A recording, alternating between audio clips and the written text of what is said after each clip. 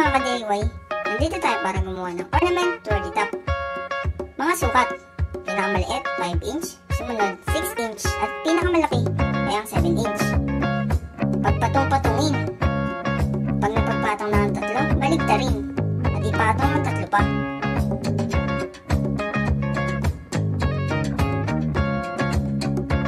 Lagyan ng stapler ang ibabaw.